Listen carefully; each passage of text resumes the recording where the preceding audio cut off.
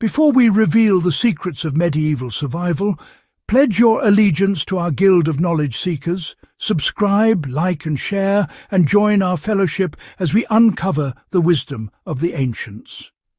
Everybody is looking for the secret to building things that last for centuries.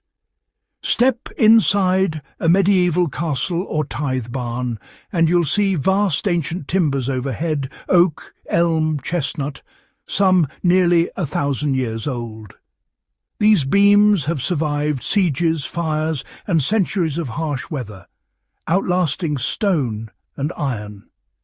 How did simple wood endure when so much else has vanished? Unlike today's chemically treated wood, medieval timber was shaped by practical wisdom and a deep understanding of nature. Builders faced the same threats: moisture, fungi, insects, but their methods created structures that became legacies. Every beam was crafted to last, not just for a lifetime, but for generations. Their secret? A philosophy of endurance, using only what the land provided. To uncover how these beams survived, we must look to the forgotten logic of the forest and the seasons. Medieval builders didn't construct for comfort or speed, they built for survival. Every structure, from castles to barns, was a fortress against chaos and disaster. Durability was everything. A failed granary meant starvation, a rotten beam could spell ruin. Builders were hands-on from forest to frame, learning wood's strengths and weaknesses through experience, not textbooks. Their knowledge was passed down, refined by necessity and trial. The result? Cathedrals, market halls, and manors that still stand as monuments to long-term thinking. Every timber was chosen and prepared to last centuries, not seasons. This was an investment in the future, a belief that what they built would protect generations to come. Their legacy is a reminder. When survival is the goal, every choice is made for the long haul. Medieval craftsmanship was a profound act of faith in the future. Medieval Europe was shaped by war, and so were its buildings. Builders had to anticipate every threat: rot, fire, siege engines, and make wood as resilient as possible. A single weak beam could mean disaster in battle. Preservation of timber became a military strategy. Only the best, most seasoned wood was used for defensive structures. Hoardings, galleries and frames had to withstand not just weather, but the violence of war. Methods that failed were quickly abandoned. Only the strongest survived. War acted as a crucible, refining building techniques through necessity. The enduring timber frames we admire today are the products of this relentless quest for security. The secret to lasting timber began in the forest, with the timing of the harvest. Medieval builders felled trees in winter when sap was low and wood was less appealing to insects and fungi. Cutting during dormancy meant drier, more stable timber, nature's own form of preservation. This simple timing gave builders a crucial advantage against rot. Winter-felled wood seasoned faster and resisted pests. It was a natural, low-tech solution, born from close observation of the forest rhythms. Even today, understanding when to harvest is key to wood's longevity. The lesson: work with nature, not against it.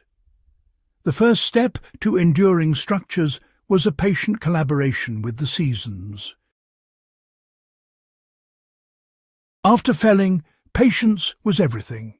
Fresh wood was unstable, prone to warping and cracking if rushed into use. Medieval builders air-dried timber for years, stacking it to allow gentle airflow. This slow seasoning released internal stresses, preventing deep cracks and future rot. Only after years of drying would a beam be shaped for construction. The result, stable, reliable wood that could last centuries. Even the location of seasoning was chosen for optimal airflow and protection from the elements. Rushing the process was never an option. Quality demanded time. Today, the same principle holds. Let wood acclimate, and it will reward you with strength. The patience of medieval builders is visible in every straight, enduring beam. One ingenious technique was charring wood to protect it.